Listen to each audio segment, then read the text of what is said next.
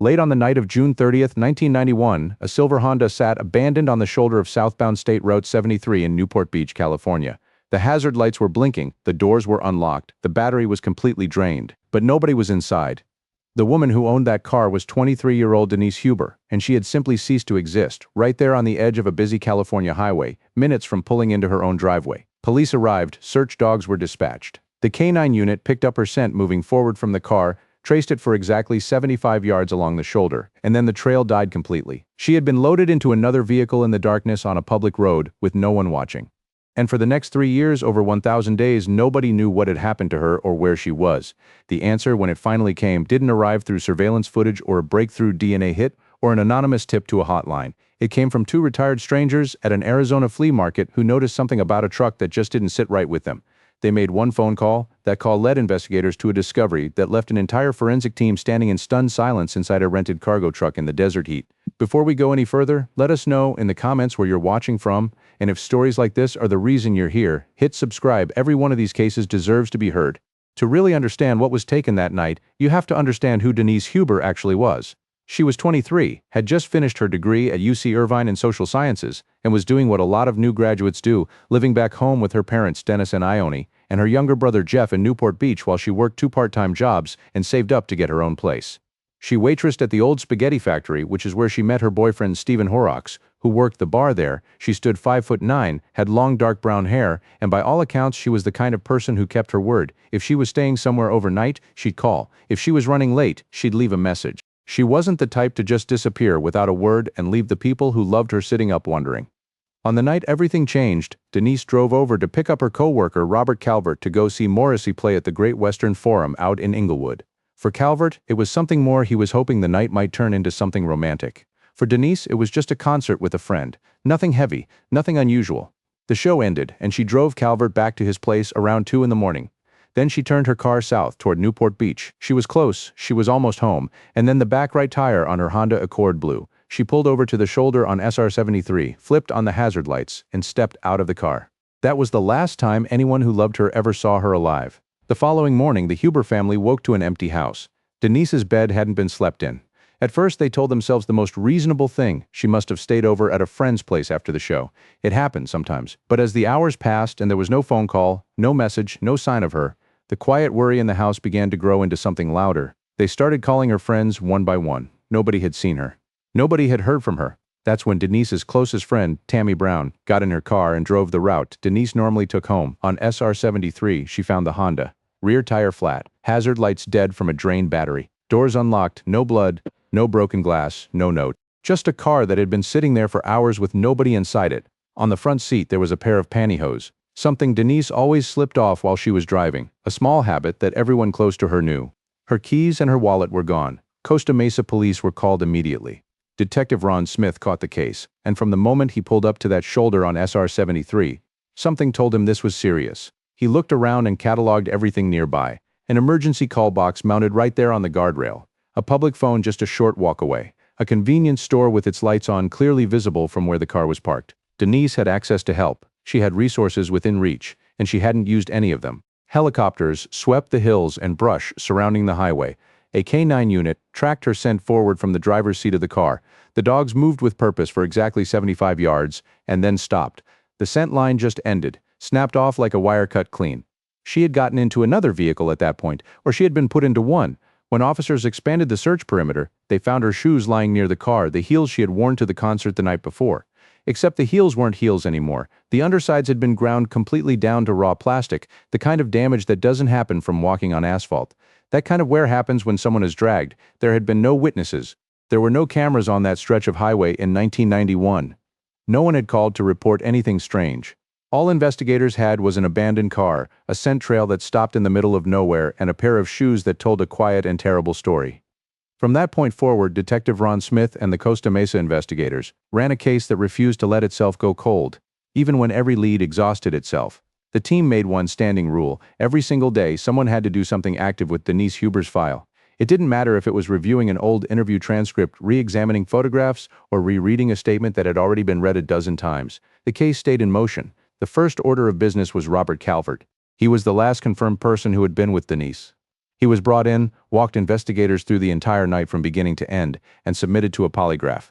He passed, he was cleared. Stephen Horrocks, her boyfriend who had originally planned to go to the concert but got stuck working, had an airtight alibi confirmed independently. He was cleared too. Investigators cast a wider net, friends, co-workers, anyone who had spent time around Denise. Nothing surfaced, no motive, no opportunity, no red flags. Because the crime, if there had been one, appeared to be the work of a complete stranger. Someone who had simply been driving on SR 73 that night, spotted a disabled vehicle with a young woman standing alone beside it, and made a decision. That is the hardest kind of case to break. No relationship, no prior history, no obvious connection to follow. Thousands of tips flooded in over the following months, generated by media coverage and the relentless campaign the Huber family ran on their own. Dennis Huber covered his car in Denise's missing person posters and drove the streets of Newport Beach and Costa Mesa. The family put up a massive banner on the side of an apartment building overlooking the exact stretch of SR 73 where the Honda had been found, a giant photograph of their daughter and a phone number, facing the highway every hour of every day. Detective Smith maintained a close, ongoing relationship with the family throughout all of it. He met them for breakfast. He told them what he could. He made sure they knew that Denise's file was not buried under a stack of other cases, that someone was still turning it over every single morning. 3 years went by like that. In the spring of 1994, a man named John Joseph Famularo showed up in Prescott Valley, Arizona. He was 37 years old, had grown up in Santa Ana, and worked as a painting contractor in Orange County for years. By every surface measure, he was unremarkable, polite, well-spoken, the kind of person neighbors wouldn't think twice about.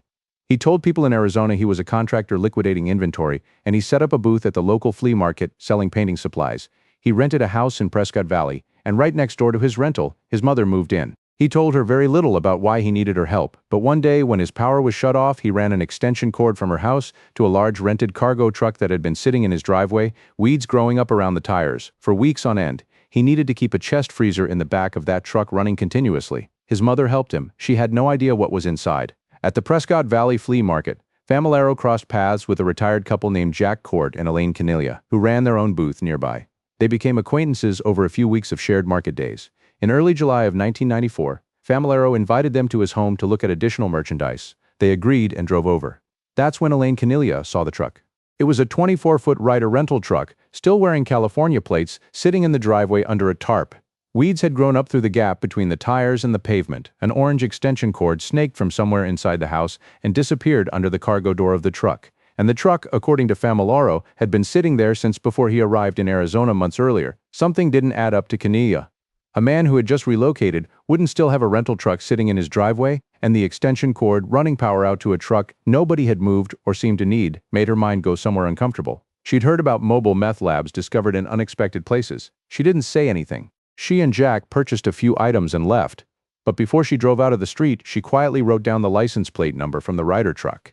She took that plate number to a friend of hers in law enforcement. She said something about the truck didn't look right. She couldn't explain exactly what it was. She just knew it didn't look right. On July 13, 1994, investigators from the Yavapai County Sheriff's Department arrived at the property on the basis of that tip. The plate on the truck came back quickly. It had been reported stolen out of California. A warrant was obtained. Officers suited up in protective gear, half expecting to find chemical residue from a drug operation when they pulled open the cargo door. What they found instead was a single chest freezer sitting alone in the cargo hold, connected to an extension cord running back to the house. Nothing else. Lieutenant Scott Masher led the team to the freezer. The lid came up. Inside, large black plastic bags, layered on top of one another. And at the bottom, visible through the gap beneath the bottom bag, was a dark frozen liquid, rust-colored, the consistency of old blood that had congealed and then frozen solid. Nobody jumped to conclusions. This was Arizona. Hunters stored elk and deer in chest freezers all the time. Masher began lifting the bags out one at a time. Then a hand appeared. Fingers the blue purples of cold stopped circulation, rigid with frost. He kept lifting. An arm, a shoulder. And then the full form, a woman's body drawn into itself, hands cuffed tightly behind her back, every surface of her skin glazed with ice crystals. 3 separate layers of black plastic bags had been wrapped around her head. Masher described the moment later. Nothing about his training or his years on the job had prepared him for what was inside that freezer. It was by any measure one of the most horrifying crime scenes any of those investigators would encounter in their careers. Less than an hour after the discovery, John Joseph Famularo himself drove back to the property with his mother. He had no idea police were standing inside his truck. He was arrested on the spot, initially only for theft of the rental vehicle. At the station, he was cooperative and calm until investigators began asking about the freezer. Then he stopped. looked the detective across the table directly in the face, and said he had nothing more to say. Then he asked for a lawyer. The forensic process that followed was unlike anything the Maricopa County Medical Examiner's Office had encountered before. Arizona is not a state where frozen bodies are a routine consideration. The forensic team had to use hair dryers to thaw the victim slowly and carefully, preserving fingerprints and trace evidence as the ice melted layer by layer. The process took the better part of 2 days before a full internal examination could begin. What the examination revealed was methodical brutality. The handcuffs had been cinched so tightly they had to be cut away with bolt cutters. There was no key and lock solution, no normal removal. Beneath the 3 layers of plastic wrapped around her head, the victim's eyes and mouth had been sealed shut with duct tape. A blood-soaked wad of cloth had been forced into her mouth. Degraded sperm cells were recovered from the rectal sample, confirming sexual assault had occurred before death.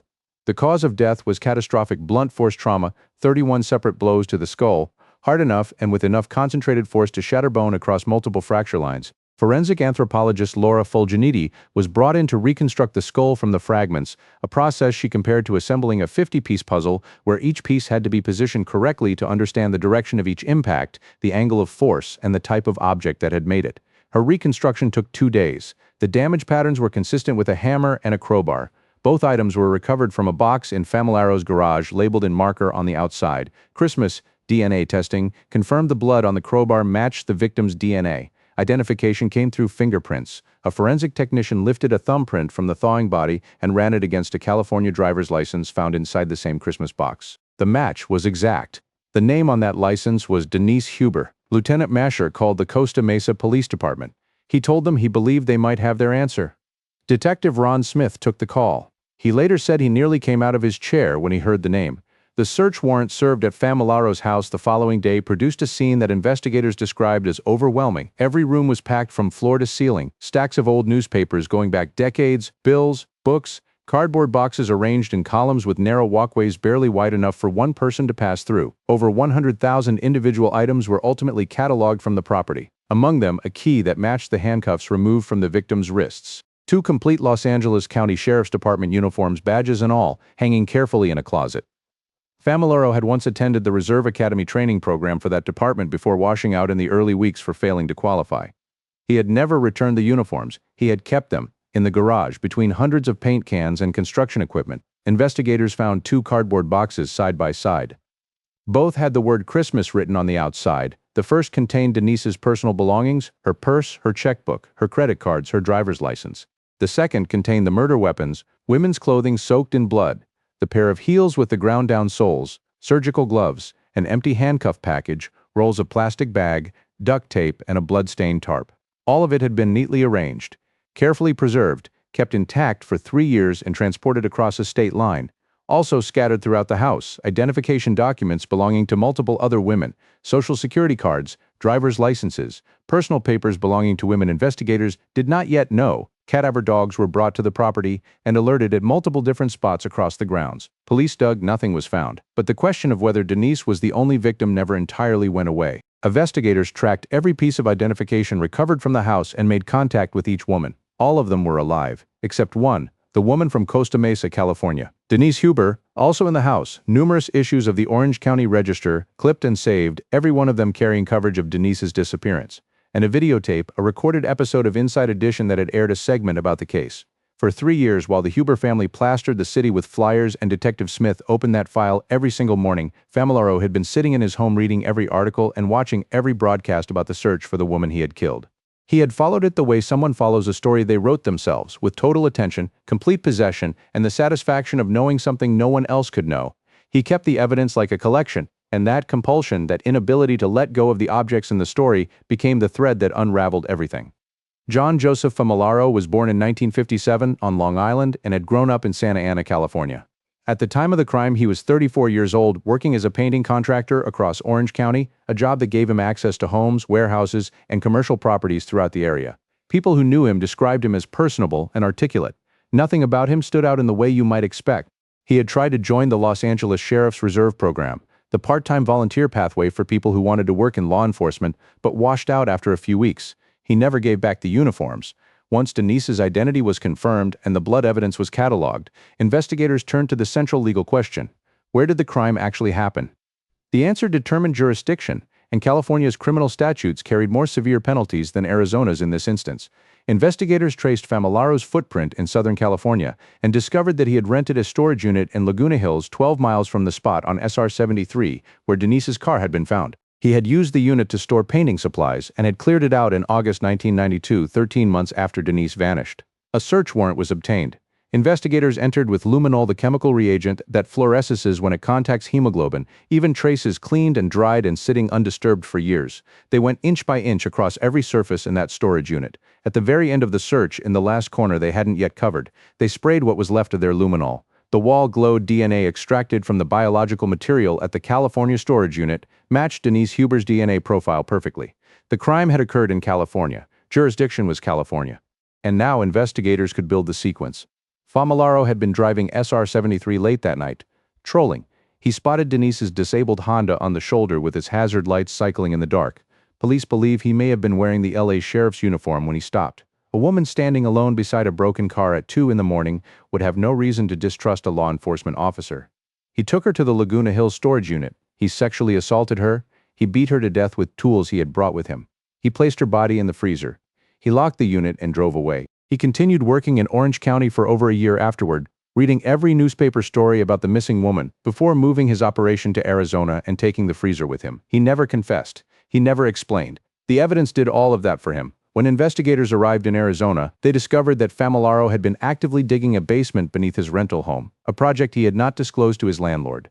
The theory that emerged from that finding was straightforward. He intended to bury Denise's body, along with the freezer and all of the evidence inside it, beneath the floor of the house and seal it in concrete. If the basement had been finished before Elaine Canilla made her phone call, Denise Huber would never have been found. Her case would have remained open forever. Familaro was extradited to California after being formally charged.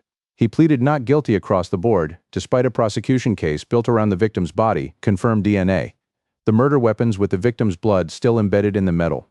Preserved physical evidence spanning 2 states, and 3 years' worth of trophy-keeping that told its own story about who he was. The trial opened in Orange County Superior Court in May 1997. Prosecutors walked the jury through the full architecture of the crime. The premeditation evident in the 3 layers of plastic bags wrapped around Denise's head before the beating began, the careful preservation of the body, the meticulous hoarding of evidence that served no purpose except to allow him to revisit what he had done. The California Supreme Court would later note in its written record that the act of concealing the body in a freezer demonstrated conscious effort to suppress evidence of the sexual assault and the binding of the victim, and that placing multiple layers of plastic over her head before the killing was a detail that supported a finding of deliberation and premeditation. Detective Ron Smith testified about the forensic chain, how blood evidence placed the crime in California, how the DNA matched, how the physical evidence recovered from the Christmas boxes connected directly to the body in the freezer and the blood at the storage unit. The defense leaned on Familaro's psychological history and a claimed background of childhood trauma, attempting to position the evidence in a frame that might soften the sentence. They sought to introduce testimony from Familaro's brother about alleged childhood abuse. The court ruled that testimony inadmissible as hearsay. It went no further. The jury deliberated for less than 3 hours, guilty of first-degree murder. 2 special circumstances, murder in the course of a kidnapping and murder during the commission or attempted commission of sodomy. The sentencing that followed, death to be carried out at San Quentin State Prison. Familaro filed multiple appeals in the years that followed, challenging jury selection procedures, media coverage, and various aspects of the trial's conduct. In 2011, the California Supreme Court issued its ruling after a full review. The conviction and the death sentence were upheld.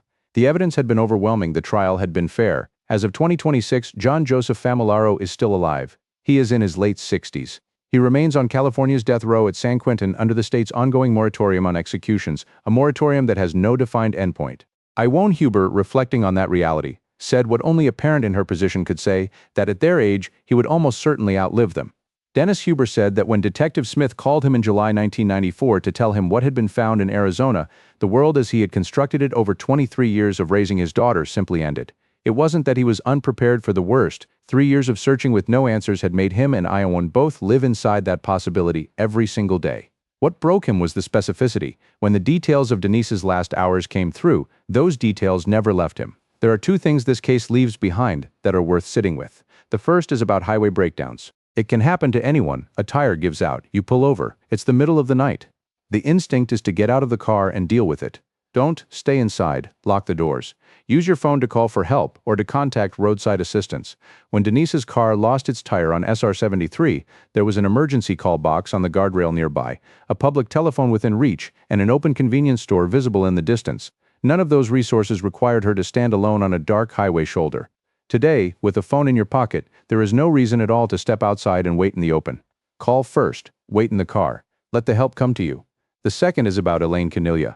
She didn't know what was in that freezer. She couldn't have. She just saw a truck that had no reason to be where it was, with an extension cord running to it from a house, and a license plate from a state the man had supposedly left behind. She felt something was wrong. She couldn't prove it, and she didn't try to. She wrote down a plate number and called someone she trusted.